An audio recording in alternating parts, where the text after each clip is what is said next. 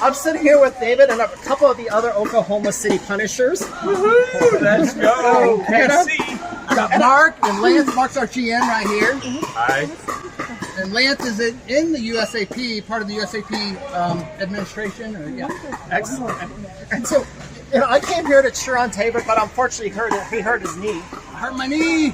So, he came to play.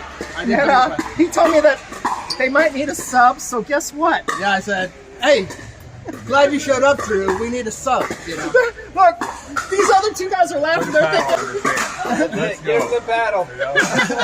they don't look too convinced. You're lefty or righty? He's either one, actually.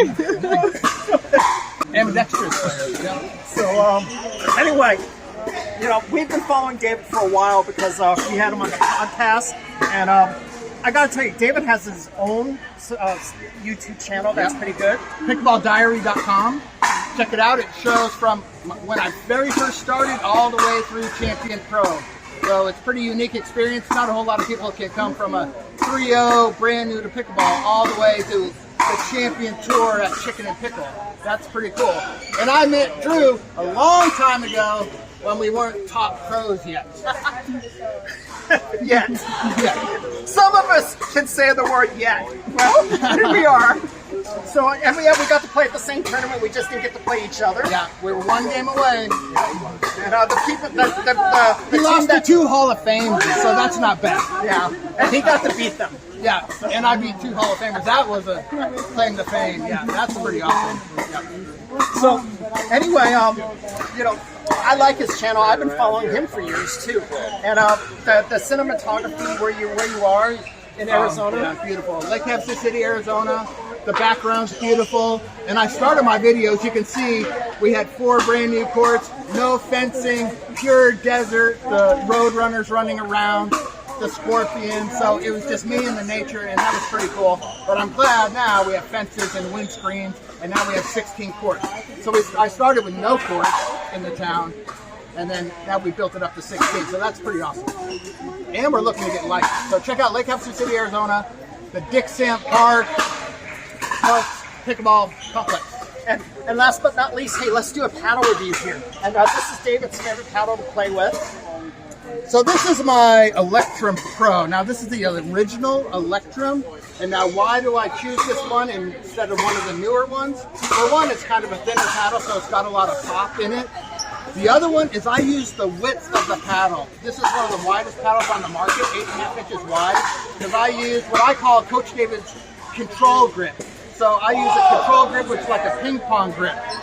So that's why, and when I hit my ball, I use this part of the paddle, kind of like maybe a wedge, in golf.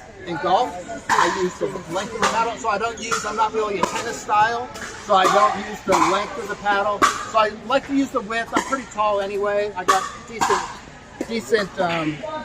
reach. Yeah. So the width of the paddle is what I use. This is one of the widest on the market. Plus the grit. If you can feel that, it has good you grit. felt that before. All Electrum paddles, they're really right. known The for grit that. really, and it holds up. It doesn't get a weak spot in the middle. I rotate between about 3 or 4 of them. Rotate between. This is my newest one. I'll go do every 3 months. I might buy one and phase one out, and then go with the new one. Practice with the old ones. I got glue all around it, and then I use this one in the tournaments.